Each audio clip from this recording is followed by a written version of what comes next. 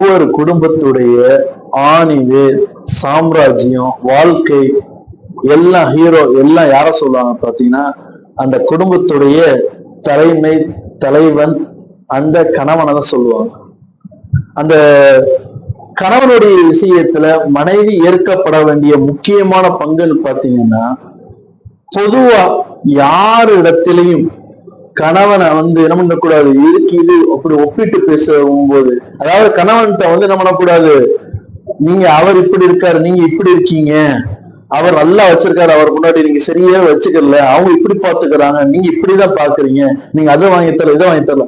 அதாவது 3 தவறுகளை ஒருபோது என்ன பண்ணக்கூடாது ஒரு மனைவி செய்யக்கூடாது.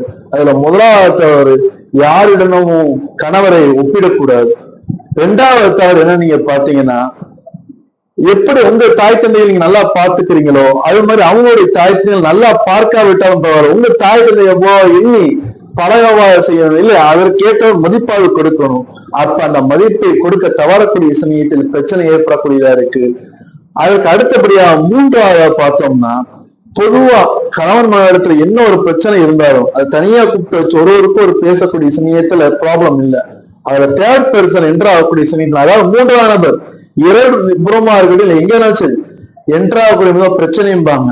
அது போல ஒரு கணவன் நடந்தோடைய குறையா இருக்கட்டும் இல்ல மனைவியோட குறையா இருக்கட்டும் தனியா கூப்பிட்டு வச்சு ஒருவருக்கு ஒரு பேசக்கூடிய சமயத்துல அது பிரச்சனையா இருக்காது. இல்லை என்றால் கணவனுடைய மதிப்பு குறையும் மனைவியுடைய மதிப்பு குறையும், ஒரு குடும்பத்தில் நிம்மதி குறையும். இதுல பாதிக்கப்படக்கூடியது அந்த அப்பாவி குழந்தைகள் எதிர்காலம் தான் கிட்டத்தட்ட. அப்ப ஒரு குடும்பத்துல பொறுத்தவரை ரொம்ப முக்கியமா கணவனையோ மனைவியவோ யாரையும் யாரிடமும் ஒப்பிடக்கூடாது. பெற்றோர்களை நல்ல மதிப்போடு நடத்திட வேண்டும்.